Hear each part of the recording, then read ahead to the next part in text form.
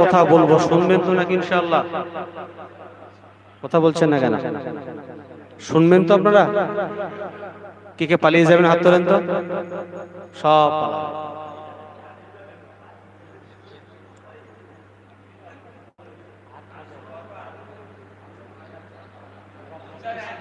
এটা আমার দিকে মনোযোগ দেন, আমার দিকে মনোযোগ দেন। যাক ভাই, অল্প সময়ে, টাইম বেশি নেই। সন্ধ্যা থেকে নিয়ে অনেক উলামা হযরত মাশাআল্লাহ খুব সুন্দর সুন্দর তাকরীর করেছেন, সুন্দর সুন্দর বয়ান করেছেন। এখন মূলত বিষয় হলো আমাদের শুনলে কিন্তু হবে না, শোনার নাম কিন্তু ঈমান নয়, ঠিক কি না? এটা আমার সাথে কথা বলবেন, কারণ আমার সাথে কথা না বললে বলতে আমার ভালো লাগে না। কথা বলবেন ইনশাআল্লাহ? তাহলে শোনার নাম কিন্তু ঈমান নয়, ঠিক কি না? মানার নাম ঈমান। যেটা শুনবো, অন্তর থেকে মানবো, সেটা বাস্তবায়ী জীবনে আমল করবেন, ইনশাআল্লাহ আল্লাহ আপনার পথ চলার রাস্তাটা সোজা করে দেবে। জোরে হবে না সুবহানাল্লাহ? আমি আপনাদের সম্মুখে পবিত্র কুরআনুল কারীম থেকে একটা আয়াত তেলাওয়াত করেছি। আল্লাহ পাক আল্লাহ সুবহানাহু ওয়া তাআলা বলেন, কুল ইন কুনতুম তুহিব্বুনাল্লাহা ফাত্তাবিউনি ইউহিব্বুকুমুল্লাহ। আল্লাহ সুবহানাহু ওয়া তাআলা বলেন, হে নবী আপনি বলুন। এটা কোথা থেকে আমরা ফলো করবেন? কুল শব্দের অর্থ হচ্ছে বলা। হে নবী আপনি বলুন। কাদেরকে? কথা বলছেন না কেন? কাদেরকে বলতে বলছেন? আমাদেরকে। আমাদেরকে। আচ্ছা, আল্লাহ সুবহানাহু ওয়া তাআলা যদি তিনি মনে করতেন, উনি তো ডাইরেক্ট বলতে পারতেন। তার বান্দা বান্দীদেরকে আল্লাহ পাক ডাইরেক্ট বলতে পারতেন কিনা? তাহলে রাসূলকে দিয়ে বলাচ্ছেন কেন? এখানে একটা হিকমত কিন্তু আছে, এটা বোঝার জিনিস আছে। দেখবেন পৃথিবীর জমিনেতে যে যাকে বেশি ভালোবাসে না, দেখবেন তাকে দিয়ে সমস্ত কাজ করাতে তার ভালো লাগে। কথা ঠিক না বেটি? আমার ভাইজানেরা, এর গভীর মনোযোগ দিয়ে শুনে রেখে দিন বাবা। আল্লাহ পাক আল্লাহ তাআলা পবিত্র কোরআনে ঘোষণা করে দিলেন, কুল ইন কুনতুম তুহিব্বুনাল্লাহা। ও দুনিয়ার মানুষেরা, একটু গভীর মনোযোগ দিয়ে শুনে রেখে দিন বাবা। যদি আপনি মনে করেন রাসূলকে মহব্বত করতে পারবো না, রাসূলকে ভালোবাসতে পারবো না, ও ভাইজানেরা, আমি আপনাদেরকে বলে যাব, যদি আপনার মনের ভেতরে এই মানসিকতাটা থাকে যে রাসূলের আমার প্রয়োজন নাই, আমি ইনডাইরেক্টলি যা কিছু করব আল্লাহকে ধরে করব, ডাইরেক্ট আল্লাহকে মানব, ডাইরেক্ট আল্লাহর সাথে কথা বলবো, আমি আপনাদেরকে বলে যাব না না না না, ডাইরেক্টলি আল্লাহকে ভালোবাসা যাবে না।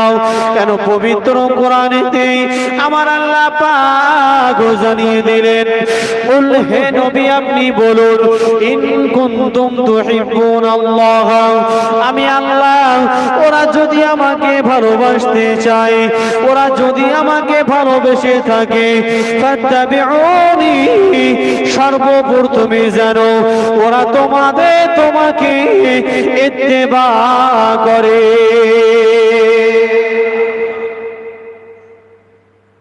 আল্লাহ রাসূল কি বললেন? আল্লাহ পাক আল্লাহ রাসূলকে বলতে বললেন যে রাসূল আপনি বলুন, ওরা যদি আমাকে ভালোবাসতে চায়, আমাকে ভালোবেসে থাকে, ফাত্তাবিউনি, সর্বপ্রথম যেন ওরা আপনার ইতাআত করে। জোরে বলবেন না? পরের আয়াতে আল্লাহ সুবহানাহু ওয়া তাআলা বলেন, ইউহিব্বুকুমুল্লাহ, তাহলে ওরা আমাকে ভালোবেসে যাবে। জোরে বলুন, একটু জোরে বলুন। আমার ভাইজানেরাও, পৃথিবীর কোনো মানুষ এমন নাই রাসূলুল্লাহকে বাদ দিয়ে এই দুনিয়ার জমিনে চলাফেরা করবে। রাসূলুল্লাহকে বাদ দিয়ে, রাসূলুল্লাহকে ছেড়ে দিয়ে কোনো মানুষ দুনিয়ার জমিনে চলতে পারে না। কোনো মানুষ দুনিয়ার জমিনে চলতে পারবে না।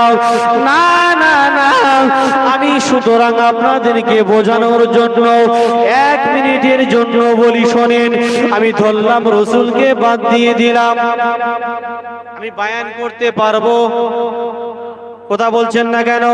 কেন খুতবা শুরু করলে নাহমাদুহু ওয়া নুসাল্লি আলা রাসূলিহিল কারীম, আযান দেওয়া শুরু করলে আশহাদু আন্না মুহাম্মাদার রাসূলুল্লাহ, ওখানে রাসূলের নাম পাবো।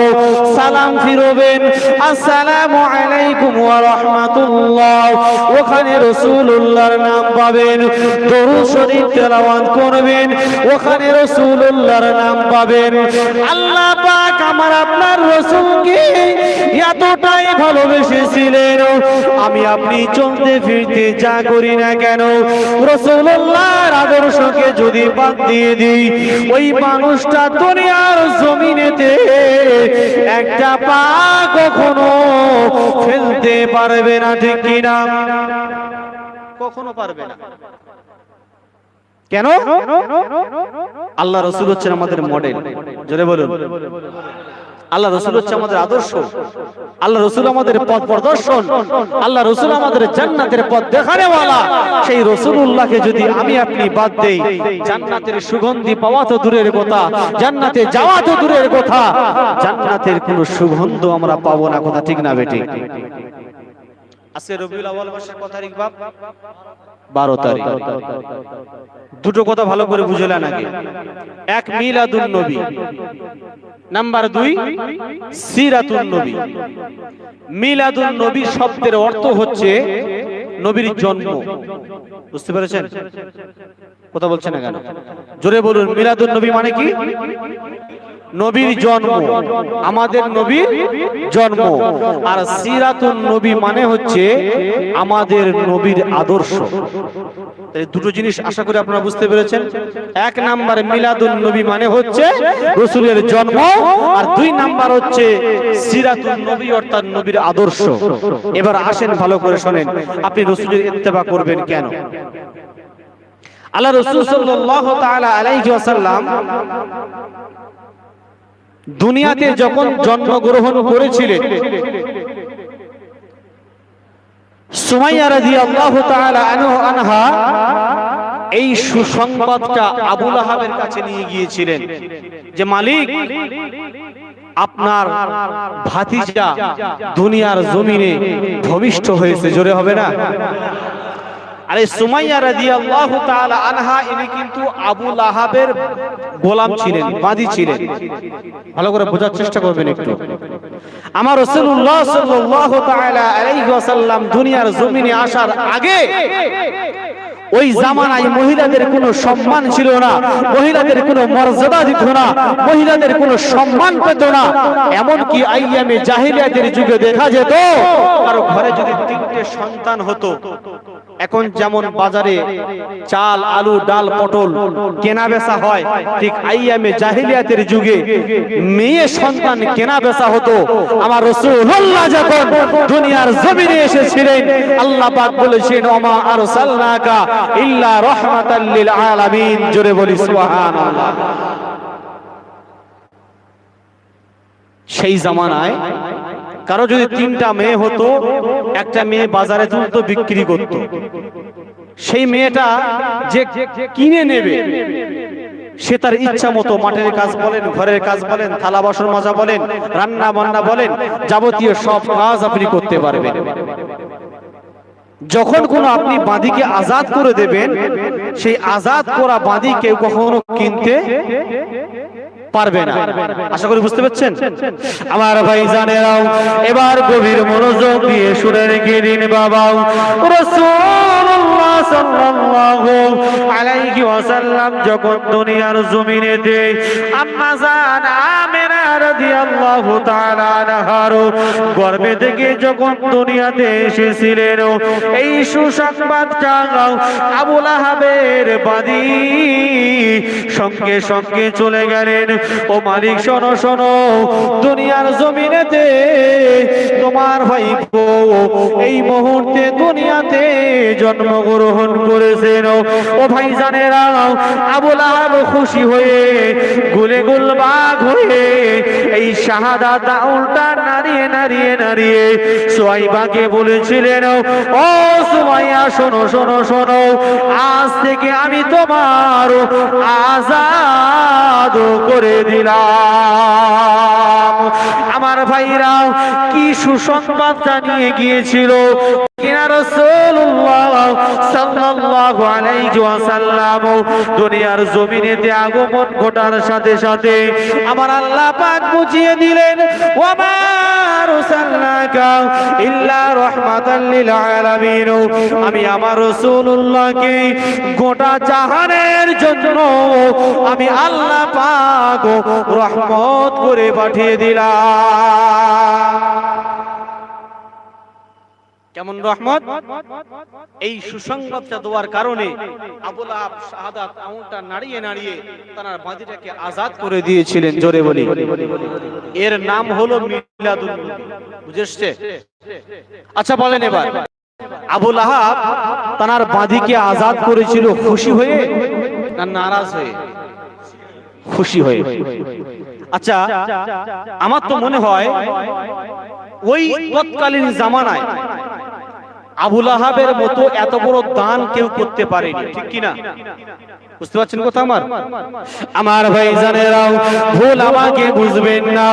আল্লাহ রাসূল আল্লাহর হাবিব দুনিয়ার জমিনেতে আসার সাথে সাথে আমার আল্লাহ পাক দেখিয়ে দিলেন, ও দুনিয়ার মানুষেরা শুনে রেখে দাও, জেনে রেখে দাও যে রাসূলুল্লাহকে আমি দুনিয়ার জমিনেতে যদি আগমন না ঘটাতাম, ওই আইয়ামে জাহেলিয়াতের যুগে মহিলাদের কোনো সম্মান ছিল না রে বাপ। আমার রাসূলুল্লাহর কুদরতে, রাসূলুল্লাহর ওসিলাতে আমার রাসূলুল্লাহ ওই আইয়ামে জাহেলিয়াতের যুগেতে মহিলাদের সম্মানকে তিনি ফেরত দিয়েছিলেন। আর একটু জোরে হবে না সুবহানাল্লাহ? তিনি যে বাঁধিটাকে আজাদ করেছিলেন নারাজ হয়ে নয়, দুঃখিত হয়ে নয়, বরঞ্চ খুশি হয়ে তিনি তার বাঁধিটাকে আজাদ করেছিলেন। কি কারণে করেছিলেন? দুনিয়ার জমিনে হারে আমার ফুটফুটে ভাইপো এত সুন্দর চেহারা দুনিয়ার জমিনে আগমন করেছেন বলে তিনি খুশি হয়ে নিজের বাঁধিটাকে আজাদ করে দিয়েছিলেন। জোরে বলুন। এবার শুনুন, এর নাম হলো কি? মিলাদুন নবী। সিরাতুন নবী মানে কি? ভালো করে খেয়াল করুন। রাসূলুল্লাহ সাল্লাল্লাহু তাআলা আলাইহি ওয়াসাল্লাম এক সময় মক্কার জমিনে একটা পাহাড়ের উপরে দাঁড়ালেন। সমস্ত মক্কাবাসী এক জায়গায় একত্রিত করলেন করে আবু লাহাবকে জিজ্ঞেস করছে, চাচা আপনি আমাকে কতটা মহব্বত করেন? বলছে, ভাইপো তোমাকে 100-এ 100 মহব্বত করি। চাচা আপনি আমাকে কতটা বিশ্বাস করেন? আবু লাহাব বলছে, ভাইপো তোমাকে যা মহব্বত করি পৃথিবীর মানুষ আমার থেকে আর বেশি কেউ মহব্বত করতে পারে না। চাচা আপনি আমাকে কতটা বিশ্বাস করেন? ভাইপো তোমাকে জান থেকে বিশ্বাস করি। ওই সময় রাসূলুল্লাহ সাল্লাল্লাহু আলাইহি ওয়াসাল্লাম বলেছিলেন, চাচা আমি যদি এই মুহূর্তে বলি পিছন থেকে একদল শত্রু আপনাদের উপরে আক্রমণ করছে, আপনারা কি বিশ্বাস করবেন? বলছে, হ্যাঁ বিশ্বাস করব। আমার ভাইরা সিরাতের বর্ণনাকারে বলে দেখুন, ওই সময় রাসূলুল্লাহ বলেছিলেন, আয় আমার চাচা আপনি মেনে নেন কালেমা লা ইলাহা ইল্লাল্লাহু মুহাম্মাদুর রাসূলুল্লাহ। একবার জোরে বলি সুবহানাল্লাহ। এই কলমাটা অতি দুঃখের সাথে বলছি, আজকে অনেক মুসলমানের ঘরের ছেলে বলতে পারে না। কথা ঠিক না বেটি? আচ্ছা একটা কথা উত্তর দেন তো, কলমা পড়লেই কি সে মুসলমান? কথা বলছেন না কেন? আবু লাহাব তো কলমা জানতো, আবু জেহেল কলমা জানতো, উতবা কলমা জানতো, সাইবা কলমা জানতো, তারা কি মুসলমান?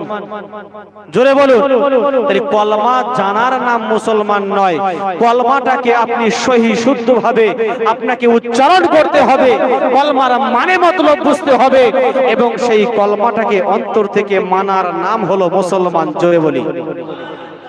অতি দুঃখ লাগে বলতে, বাপ আজকে বহু ঘরে আপনি পেয়ে যাবেন মুসলমানের ঘরের ছেলে কলমা পড়তে পারে না, মুসলমানের ঘরের ছেলে, অথচ তাকে জিজ্ঞাসা করলে টিভির সিরিয়াল কটা ঝরঝর করে বলে দেবে, ঠিক না বেঠিক? আপনাদের এখানে কি কন্ডিশন আমি জানি না, আমি অন্যান্য জায়গার কথা বলছি। তাকে যদি জিজ্ঞাসা করা হয় যে বাবা শেষ নবীর নাম কি, বলছে বলতে পারবো না। হায়রে মুসলমান, অথচ নিজেকে মুসলমান বলে দাবি করি, নিজেকে ইমানদার বলে দাবি করি, নিজেকে শেষ নবীর উম্মত বলে দাবি করি। কিসের তুমি শেষ নবীর উম্মত? আমি তোমাকে বলে যাব, তুমি কলমাটা সহি শুদ্ধভাবে উচ্চারণ করো, কলমার মানে জানো, কলমা অন্তর থেকে মানো, আর কলমা যাই মেনে নেবে, আল্লাহ পাক তার উপরে গোটা শরীয়তটাকে ফরজ করে দিয়েছে। জোরে বলি। আপনি যখন কলমা পড়েছেন আপনাকে নামাজ পড়ার কথা বলতে হবে কেন? আপনি যখন কলমা পড়েছেন আপনাকে যাকাত দেওয়ার কথা বলতে হবে কেন? আপনি যখন কলমা পড়েছেন আপনাকে কেন শরীয়তের বিধানের কথা বলতে হবে? আপনি যখন কলমা পড়েছেন, কলমা পড়ার সাথে সাথে শরীয়তের সমস্ত হুকুম আহকাম আল্লাহ আপনার প্রতি ফরজ করে দিয়েছে। আমার কথা বুঝতে পারছেন কি? একটা উদাহরণ শুনুন। একটা ছেলে মেয়ে বিবাহ হবে, আচ্ছা বলেন তো, উকিল যখন মেয়ের কাছে গিয়ে বলে, কখনো কি মেয়ের কাছে গিয়ে এই কথা বলে যে অমুক জায়গার ছেলে ওনার বাড়িতে গিয়ে তো মানে যার সাথে বিবাহ হবে তার লুঙ্গি ধুতে হবে, তার মায়ের শাড়ি ধুতে হবে, তার বাপের খেদমত করতে হবে? আচ্ছা এইসব কথা কি বলে? একটু উত্তর দেন আমার কথায়। বলে না, বরঞ্চ কি বলে? অমুক গ্রাম নিবাসী, অমুক থানার অন্তর্গত অমুক জুনার সাহেবজাদা আপনার বিবাহের জন্য আমাকে উকিল নির্ধারিত করিয়া আপনার কাছে পাঠিয়েছেন, আপনি কি কবুল? আবার কি বলে? কথা বলুন না কেন? আলহামদুলিল্লাহ আমি কবুল করিলাম। তাহলে ওখানে যেমন বলা হয় না শ্বশুরকে খেদমত করতে হবে, ওখানে যেমন বলা হয় না শাশুড়িকে খেদমত করতে হবে, ওখানে যেমন বলা হয় না সংসারে যাবতীয় কাজ তোমার করতে হবে, আপনি যখন কবুল বলে নিয়েছেন আপনার উপরে কর্তব্য চেপে গেছে শ্বশুরকে খেদমত করা, শাশুড়িকে খেদমত করা, আপনার উপরে কর্তব্য চেপে গেছে আপনার স্বামীকে সেবা যত্ন করা। কথা ঠিক না বেঠিক? আপনি যদি বলেন যে আমি তো শুধু কবুল বলেছি, তোমার ঘরের ঝাঁট আমি দিতে পারবো না, তোমার মায়ের শাড়ি আমি ধুইতে পারবো না, তোমার আব্বার লুঙ্গি ধুতে আমি পারবো না, তোমার খেদমত করতে পারবো না, আচ্ছা বলেন ও বাস পড়বে না থাকবে? কথা বলুন। আপনারা বাস বোঝেন তো? আমাদের গোদা বাংলায় হচ্ছে বাস। ও সংসার টিকবে না থাকবে? কখনো টিকবে না। হে মুসলমান, আপনি কলমা পড়েছেন অথচ কলমার মানে জানেন না, কলমা অন্তর থেকে মানতে পারেন না, আপনি নিজেকে মুসলমান বলে দাবি করেন। কিসের মুসলমান আপনি? নামাজ পড়েন না কেন? আপনাকে নামাজ পড়ার কথা বলতে হবে? আপনি কলমা যখন গ্রহণ করেছেন কেন আপনাকে শরীয়তের বিধানের কথা বলতে হবে? আপনি কলমা গ্রহণ করার সাথে সাথে আল্লাহ পাক আপনার প্রতি নামাজ ফরজ করেছে, হজ ফরজ করেছে, শরীয়তের আইন কানুন বিধান আল্লাহ ফরজ করেছে। হে মুসলমান, আপনাকে কেন শরীয়তের আইন মানার কথা বলতে হবে? এটা আমাদের বিবেচনা করা দরকার। আপনারা জানেন যে আমরা এসেছি সেই বাগমারির জমিন, আল্লামা আজান নাসির রহমাতুল্লাহ আলাইহির দরবার থেকে। আপনারা হয়তো সেই সম্পর্কে জানেন না যে আজান নাসির রহমাতুল্লাহ আলাইহি তার দরবার এমন একটা দরবার, আপনি সেখানে যখন সর্বপ্রথমে যাবেন আপনাকে হুজুর কেবলা আগে জিজ্ঞাসা করবে, বাবা 5 ওয়াক্ত নামাজ পড়ো তো? এটা জোরে হবে না? জোরে বলুন না সুবহানাল্লাহ। বাগবাড়ি দরবার এমন একটা দরবার, আপনারা হয়তো সেই সম্পর্কে আপনাদের অভিজ্ঞতা নেই, বা হয়তো আপনারা জানেন না, হয়তো আপনারা অনেকেই জানেন। তানার কাছে যখন আপনি কোন এমন একটা মাহফিল করার জন্য আপনি হুকুম নিতে যাবেন, তানার হুকুম হচ্ছে তিনি আগে জিজ্ঞাসা করেন, বাবা তোমার সুদ নেই তো? তোমার বন্ধন নেই তো, তোমার বাড়ি কেউ বেনামাজি নেই তো, তুমি লোনের সাথে যুক্ত নেই তো, বিনা কাজায় 5 ওয়াক্ত নামাজ পড়ো তো। এতগুলো শর্ত মেনটেন করার পরে সেই বাগমারি জমিন থেকে এমন একটা জালসা জুলুস, সেখান থেকে পারমিশন দেওয়া হয়, আপনি আপনার ইচ্ছা মতো করতে পারবেন না, মন চাইলে করে দিলাম। এটা কখনো আজান গাজী রহমাতুল্লাহ আলাইহির দরবারের সিস্টেম নয়। সেখানে আপনি যখন যাবেন, আপনার পরিপূর্ণ সুদমুক্ত জীবন হতে হবে, আপনার পরিপূর্ণ বিনা কাজায় 5 ওয়াক্ত নামাজি হতে হবে, আপনাকে পাক্কা সাচ্চা মুসলমান হতে হবে। এই জন্য করে আজান গাজী রহমাতুল্লাহ আলাইহি হাক্কানি দরবার এমন একটা নাম দিয়েছেন, হাক্কানি আঞ্জুমান, নাম হলো সত্যের সংগঠন। একবার জোরে বলি সুবহানাল্লাহ। তিনি দরবারটাকে এমন করে সাজিয়েছেন, আপনি মনে মনে করবেন যে আপনি জলসায় এসে আজান গাজীর কথা কেন বলছেন। বন্ধু, সত্য কথা কখনো চাপা যায় না, সত্য কথা কখনো লুকিয়ে রাখা যায় না। আজান গাজী রহমাতুল্লাহ আলাইহি তার দরবারে লাখ লাখ কোটি কোটি মুরিদ মুতাকিনরা যায়, সেই দরবারটা তিনি এমন করে সাজিয়েছেন। তিনি বলেছেন, আমার দরবার এমন একটা দরবার, বেনামাজিকে নামাজি বানানোর কারখানা, কারখানা, কারখানা। একবার জোরে বলি সুবহানাল্লাহ। যদি বলেন মাওলানা সাহেব আপনি কথাটা কেমন করে বললেন, আমি এই জন্য করে বললাম, আমার আজান গাজী রহমাতুল্লাহ আলাইহি তার আদেশ, তার নিয়ম হলো, আপনি যখন বাগমারির জমিনে প্রবেশ করবেন, আপনাকে সুন্দর করে ওযু করে, উত্তম রূপে ওযু করে, আপনাকে সর্বপ্রথম 2 রাকাত নফল নামাজ আদায় করতে হবে। একবার জোরে বলি সুবহানাল্লাহ। আপনি সারা জীবন যদি নামাজ না পড়েন, কোনদিন যদি জুম্মার নামাজ না পড়েন, কারো সাথে যদি বাগমারি জমিনে যদি আপনি যান, আল্লাহ আপনার অন্তরটা এমন গলিয়ে দেবে, সেখানে সিস্টেম হলো এমন, সেখানে নিজাম তারতিব হলো এমন, আপনাকে ওযু করে সর্বপ্রথম 2 রাকাত নফল নামাজ আদায় করা লাগবে। জোরে বলবেন না? আর একটু জোরে বলবেন না? সেজন্য করে আমরা বলি যে আজান গাজী দরবার হলো বিনা কাজায়, আর আজান গাজী রহমাতুল্লাহ আলাইহির দরবার হলো বেনামাজিকে নামাজি বানানোর কারখানা। একবার জোরে বলি সুবহানাল্লাহ। তিনি বলেছেন, বিনা কাজায় 5 ওয়াক্ত নামাজ আদায় করো। বিনা কাজার মানে কি? নিয়মত 5 ওয়াক্ত নামাজ আদায় করো। আপনি প্রশ্ন করবেন যে আজান গাজী রহমাতুল্লাহ আলাইহি এই বিনা কাজা কোথায় পেল? আমি বলবো, আপনাদের মসজিদের বোর্ড যদি থাকে একটাবার তাকিয়ে দেখুন। আল্লাহ পাক বলেন, ইন্নাস সালাতা কানাত আলাল মুমিনিনা কিতাবাম মাওকুতা। আল্লাহ রাব্বুল আলামিন বলেন, নিশ্চয়ই আমি আল্লাহ পাক প্রতিটি মুসলমানের উপরে 5 ওয়াক্ত নামাজ সঠিক টাইমে, নির্ধারিত টাইমে আমি আল্লাহ পাক ফরজ করে দিলাম। এটা কি কোনো আজান গাজীর কথা বলুন, কোন পীর মুরিদের কথা না, এটা আল্লাহ পাক পবিত্র কোরআনে জানিয়েছেন, নিশ্চয়ই আমি আল্লাহ পাক মুসলমানদের উপরে 5 ওয়াক্ত নামাজকে আমি আল্লাহ পাক ফরজ করে দিলাম।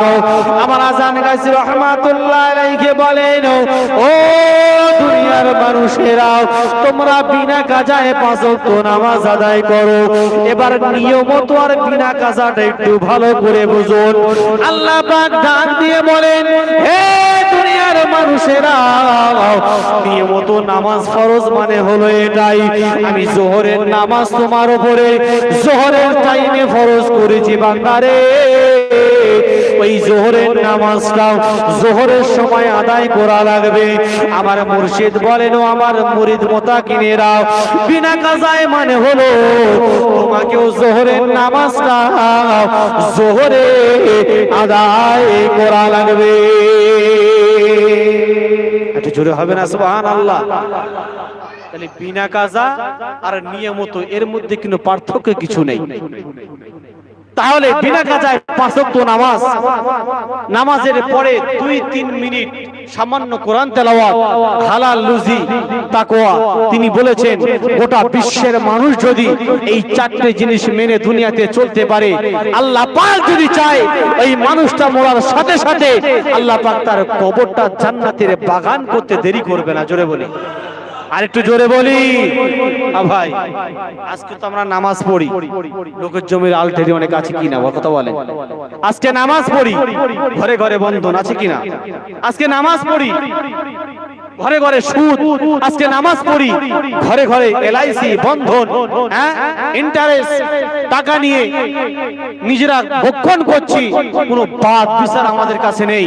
আর আমার আজান গাছি রহমাতুল্লাহ আলাইহি বলেছেন, এই সব যদি তোমার জীবনে থাকে, তোমার জিন্দেগি থাকে, তাহলে তুমি কখনো আল্লাহর পেয়ারা হতে পারবে না, পারবে না, পারবে না। একবার জোরে বলি সুবহানাল্লাহ। আমার ভাই জানেরা, এটা আজান গাছির কথা নয়, এটা আমার আল্লাহ রাসূলের কথা। তিনি বলেছেন, বাবা আমি যে সমস্ত হুকুম আহকাম গুলো দিয়েছি, আমি বলেছি বিনা কাজায় 5 ওয়াক্ত নামাজ আদায় করো। আমার ভাইয়ের একটু উত্তর দেবেন, বলেন 5 ওয়াক্ত নামাজ ফরজ, এটা কার হুকুম? কোরআন পড়া এটা কার হুকুম? কোরআন পড়া কিন্তু প্রতিটি মুমিন মুসলমান নর ও নারীর উপরে আল্লাহ পাক কিন্তু পড়া ফরজ করে দিয়েছে। ইলমে শেখা, আল্লাহ রাসূল সাল্লাল্লাহু আলাইহি সাল্লাম বলছেন ইলমে শেখা ফরজ করে দেওয়া হয়েছে প্রতিটি পুরুষ এবং মহিলার উপরে। তাহলে কোরআন পড়া আল্লাহর হুকুম। হালাল রুজি খাওয়া এটা কার হুকুম?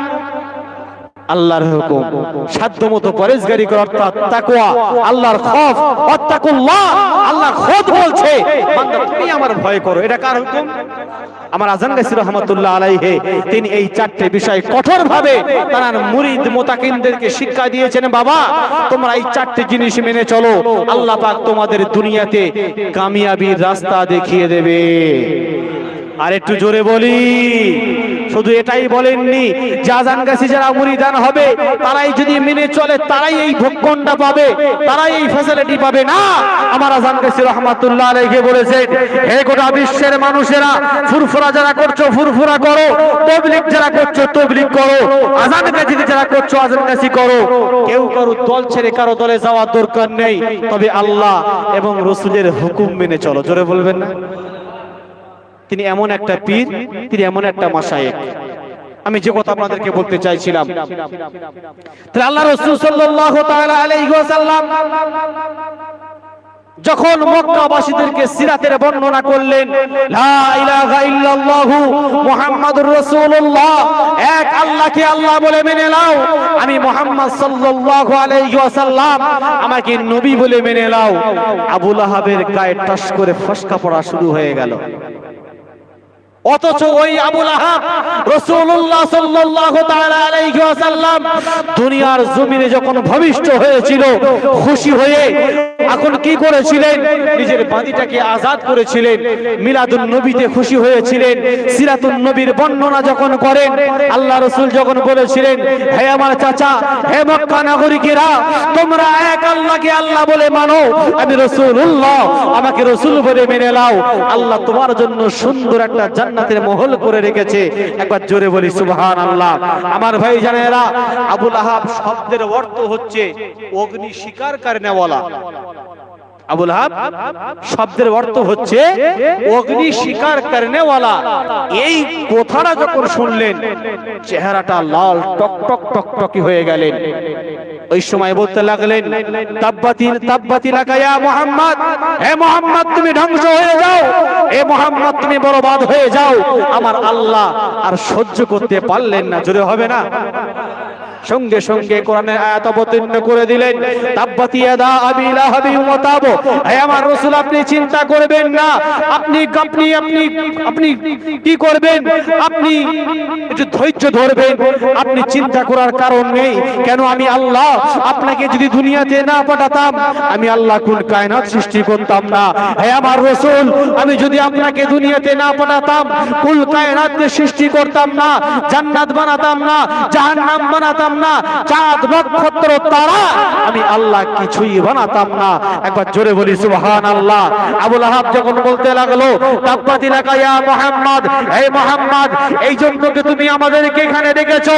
মুহাম্মদ তুমি ধ্বংস হয়ে যাও, তোমার সারাটা দিন বরবাদ হয়ে যাক। আল্লাহর সহ্য হলো না, আল্লাহ সহ্য করতে পারলে না, সঙ্গে সঙ্গে পবিত্র কোরআনে আয়াত অবতীর্ণ করে দিলেন তাব্বাত ইয়াদা আবি লাহাবি ওয়া তাব। হে আমার রাসূল আপনার ধ্বংস হবে না, আমি আল্লাহ খোদ জানিয়ে দিলাম। আবু লাহাবের হাত ধ্বংস হবে, তার সন্তান ধ্বংস হবে, তার মাল কোনো কাজে আসবে না। আমার আল্লাহ পাক সঙ্গে সঙ্গে কোরআনের আয়াত অবতীর্ণ করে দিয়েছিলেন। একবার জোরে বলি সুবহানাল্লাহ। আমার এতগুলো কথা বলার উদ্দেশ্য এখানে একটাই, যারা মিলাদুন নবীকে নিয়ে খুশি হয়েছে, সিরাতুন নবীকে না মানবে বলুন তারা কার খাতায় পড়বে? আমার কথা বুঝতে পারেননি? যারা মিলাদুন নবী নিয়ে খুশি হবে অথচ সিরাতুন নবীকে মানবে না, তাদের নামটা কোথায় যাবে? বরবাদের খাতায় চলে যাবে। আমি আপনাদেরকে বলে যাব, মিলাদুন নবী বছরে একটা দিন যখন আসবে আপনি আনন্দ করছেন করুন, আপনাকে কেউ বাধা দেবে না, আপনাকে কেউ মানা করবে না। আমরাও পালন করি, আমরাও মহব্বত করি। বছরে যেমন একটা দিন মিলাদুন নবী করে পাগল হই, আমার বন্ধু 365টা দিন আপনাকে সিরাতুন নবী মানা প্রয়োজন আছে কিনা কথা বলুন। 365 দিন আপনাকে সিরাতুন নবীকে মানতে হবে। সিরাতুন নবী মানে হলো নামাজ, সিরাতুন নবী মানে হলো হজ, সিরাতুন নবী মানে হলো আল্লাহর হুকুম। আমার আগে যে মা সাহেব বয়ান করছিল, সিরাতুন নবী মানে হলো রাসূলের আদর্শ। এক সময় কিছু সাহাবী যার নাম হলো আব্দুল্লাহ, যিনি কিনা রাইসুল মুফাসসিরিন আলেমদের সর্দার ছিলেন, একদল সাহাবী আম্মা জান আয়েশা সিদ্দিকা রাদিয়াল্লাহু তাআলা আনহার কাছে গেলেন। আম্মা জান আয়েশা সিদ্দিকা রাদিয়াল্লাহু তাআলা আনহা তিনি কিনা 6 লক্ষর বেশি হাদিসের হাফেজা ছিলেন। জোরে বলুন। রাইসুল মুফাসসিরিন আব্দুল্লাহ ইবনে মুবারক রাদিয়াল্লাহু তাআলা আনহু যখন কোনো মাসলার হল করার জন্য, সমস্যার সমাধান করার জন্য তিনি সঙ্গে সঙ্গে আম্মা জান আয়েশা সিদ্দিকা রাদিয়াল্লাহু তাআলা আনহার কাছে পৌঁছে যেতেন। এক সময় কিছু সাহাবীকে জিজ্ঞাসা করছেন, আতাকরাউনাল কুরআন? সাহাবীর কাছে গিয়ে বলছেন, আম্মা জান আয়েশার কাছে গিয়ে বলছেন, আম্মা জান আমাদেরকে রাসূলের আদর্শের কথা বলুন, রাসূলের আখলাকের কথা বলুন, রাসূলের চরিত্রের কথা বলুন। আম্মা জান আয়েশা বলেছিলেন, আতাকরাউনাল কুরআন? সাহাবায়ে কেরামরা বলেছিলেন, ক্বালু বালা, হ্যাঁ নিশ্চয়ই আমরা কোরআন পড়ি। আম্মা জান আয়েশা রাদিয়াল্লাহু তাআলা আনহা বলেছিলেন, কানা খুলুকুহুল কুরআন, এই কোরআনটা হলো আমার রাসূলের আদর্শ। একবার জোরে বলি সুবহানাল্লাহ। এটা জোরে হবে না সুবহানাল্লাহ?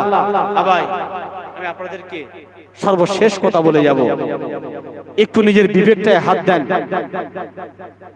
নিজের বিবেকটা নাড়া দিয়ে বলুন, বছরে একটা দিন যেমন সিরাতুল মিলাদুন নবী নিয়ে পাগল হই, আমরা যদি সিরাতুল নবী 365 দিন যদি আমরা অক্ষর অক্ষরে মেনে চলি, আল্লাহ রাসূল বলছেন তার জান্নাতের জিম্মাদারি আমি রাসূলুল্লাহ নিয়ে নেব। জোরে বলি, আর একটু জোরে বলি, একটু হাত তুলে দেখাই কে কে রাসূলের জান্নাতের জিম্মাদারি হইতে চাই। হাত তুলে দেখাই, আমরা হাত তুলে দেখাই যে কাল কিয়ামতের ময়দানে আল্লাহ পাক আল্লাহ তাআলা রাসূলের দ্বারাই যেন আমাদের কাল কিয়ামতের ময়দানে রাসূলুল্লাহ যেন তার শাফাআতটা আমাদের প্রতি ওয়াজিব হয়ে যায়।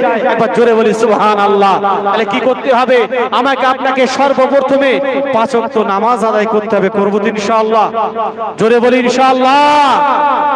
যে সমস্ত গার্জিয়ান গুলো আছেন আমি বিশেষ করে তাদেরকে বলে যাব, মনে মনে করছেন আপনি একা নামাজ পড়ছেন, একা হজ করছেন, একা দান খায়রাত করছেন, ভোর 2টার সময় উঠে তাহাজ্জুদ পড়ছেন, অথচ আপনার ছেলে ভোর 2টা পর্যন্ত, আপনার সাবালিকা মেয়ে ভোর 1টা পর্যন্ত মোবাইলে, ফেসবুকে, ইউটিউবে রাতের পর রাত পার করে দিচ্ছে, আর আপনি 2টার সময় উঠে তাহাজ্জুদ পড়ছেন। আল্লাহ বলছেন, ইয়া আইয়ুহাল্লাযীনা আমানু কু আনফুসাকুম আনফুসাকুম ওয়া আহলিকুম নারা, হে আমার বিশ্বাসী বান্দাগণ, তুমি নিজে আগুন থেকে বাঁচো এবং তোমার আহলে পরিবার থেকে বাঁচাও। কেন? কাল কিয়ামতের ময়দানে আপনি তো আল্লাহর কাঠগড়ায় দাঁড়িয়ে বলবেন, আল্লাহ পাঁচ ওয়াক্ত নামাজ পড়েছি, হজ করেছি, যাকাত দিয়েছি, খায়রাত করেছি, দুটো সময় করে উঠে তাহাজ্জুদ পড়েছি। আল্লাহ বলবে তোকে জান্নাত দেব না। কেন?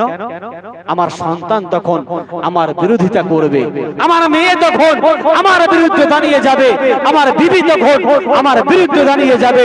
ও রব্বুল আলামিন, আপনি আজকে কাকে জান্নাত দিচ্ছেন বলে? কেন? আমার পেয়ারা বান্দাটাকে না।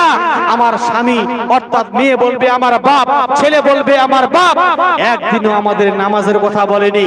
ও রব্বুল আলামিন আল্লাহ পাক যদি একটা দিনের জন্য আমার বাপ যদি আমাকে নামাজ পড়ার কথা বলতো, সেই দিন থেকে নামাজি হয়ে যেতাম, সেই দিন থেকে নামাজ পড়তাম। কিন্তু একটা দিনের জন্য আমার বাপ আমাদেরকে নামাজের কথা বলেনি, নামাজ পড়ার কথা বলেনি। ও সারা জীবন নিজের মতো নামাজ পড়ে গেছে, নিজে দান খয়রাত করে গেছে। আল্লাহ বলবে আজকে সন্তানের জারায় আমি তোমাকে জাহান্নামে নিক্ষেপ করব। তাই আল্লাহ পাক বলেছেন, ইয়া আইয়ুহাল্লাযীনা আমানু কু আনফুসাকুম ওয়া আহলিকুম নারা, হে আমার বিশ্বাসী বান্দাগণ, তুমি নিজে আগুন থেকে বাঁচো, তোমার আহলে পরিবার থেকে বাঁচাও। একবার জোরে বলি সুবহানাল্লাহ। আজান গাছি রহমাতুল্লাহ আলাইহি তিনি আমাদের এই শিক্ষাটা দিচ্ছেন, একবার জোরে বলি সুবহানাল্লাহ। আমি তাই বলে যাব, আপনারা আগে নামাজ পড়েন, বন্ধন নিয়ে আছেন আস্তে আস্তে ছাড়ার চেষ্টা করবেন, নামাজ পড়ুন। সুদ নিয়ে আছেন, ঠিক আছে, আস্তে আস্তে তওবা তিলনা করবেন, ছেড়ে দেওয়ার চেষ্টা করবেন, নামাজের মধ্যে আসুন। কেন?